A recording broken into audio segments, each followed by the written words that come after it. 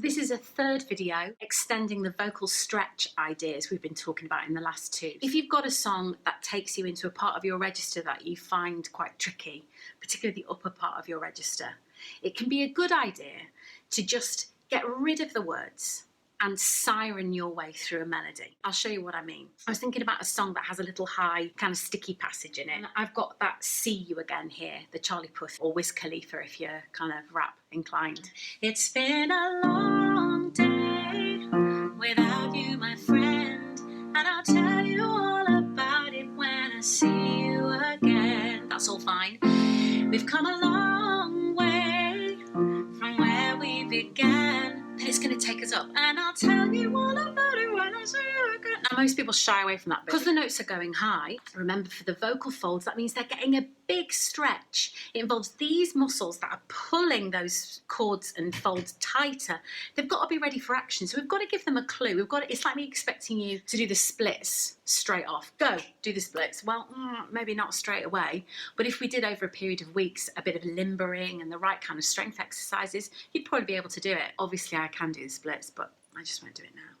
Anyway, this is a way of stretching the vocal folds ready for those higher notes. Get rid of all the words. Take your sirening sound, that the N and G from the end of the word sing. Tongue is lifted, meeting with the roof of the mouth, a soft palate. You'll feel like it's a slight kind of nasal resonance to it. Take the words out and sing through that melody just using the sound. So if I was going to do it, I'd do it a little bit like this.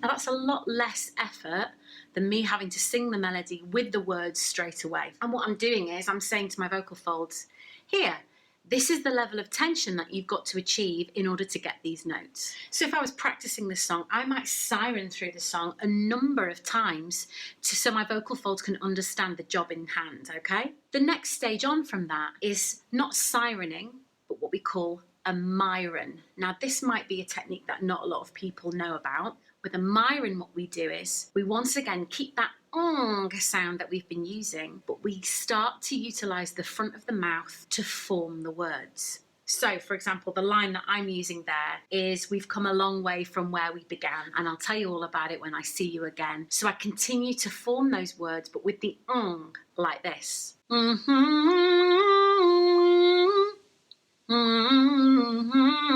Get the idea? So my teeth, my lips, the tip of my tongue are still working to form the words and articulate the words, but I'm not engaging the vocal folds in the full sense of the word. I'm not singing out. So keeping the going, but mouthing the words over the top. I'll show you in the context with the actual chords.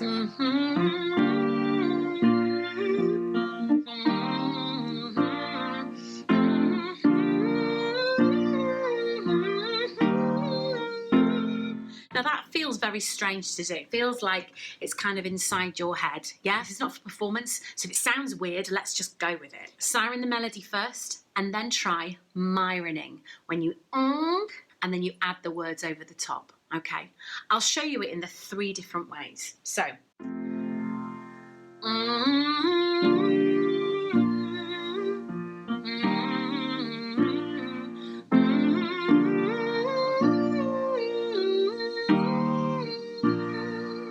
So putting the words in for a Miren. Then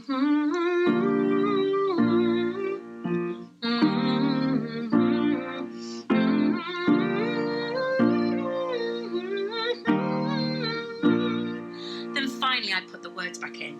We've come a long way from where we began, and I'll tell you all about it when I see you again.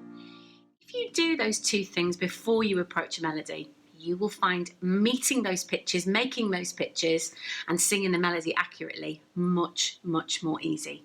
Siren, then Miren, then have a go.